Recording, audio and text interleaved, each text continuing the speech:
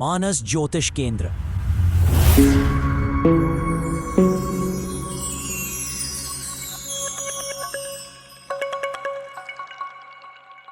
राधे राधे, जय सिया राम।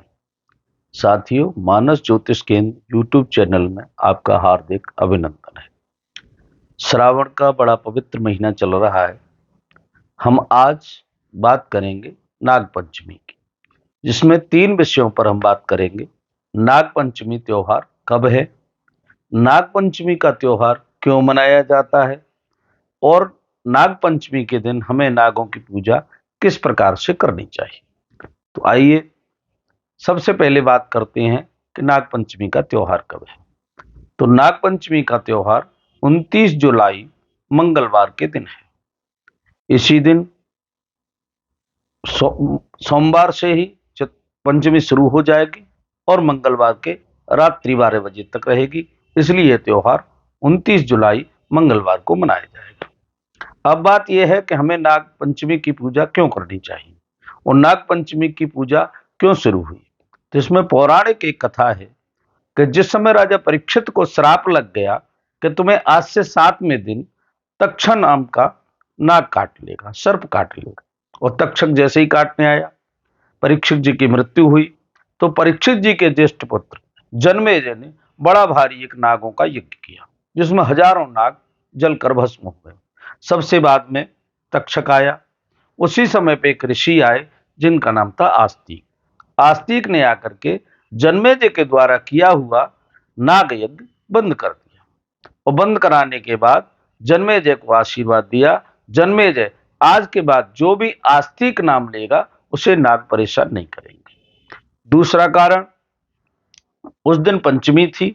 नाग देवता ने भी आशीर्वाद और वरदान दिया कि इस पंचमी के दिन जो व्यक्ति भी हमारी पूजा करेगा, हम उसके जीवन में किसी भी प्रकार का कष्ट नहीं देंगे। नाग पंचमी की पूजा करने से सबसे पहले सुख समृद्धि आती है।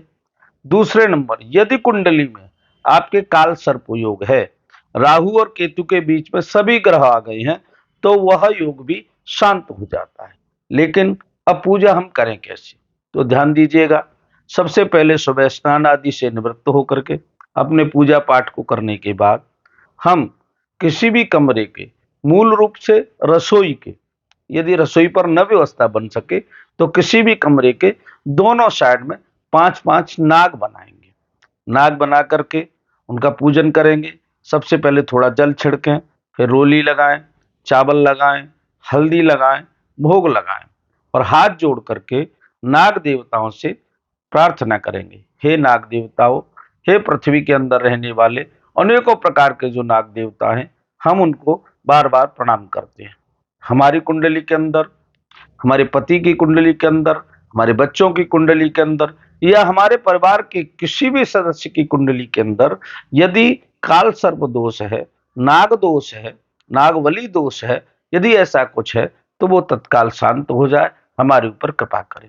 इस प्रकार से जो भी नाग पंचमी के दिन नागों की पूजा करता है, उसके सभी ये 2 दोष हैं वो धीरे धीरे शांत हो जाते हैं। आप सभी लोग करें। आपको नाग पंचमी की हार्दिक शुभकामनाएं। राधे राधे, जय सिया राम।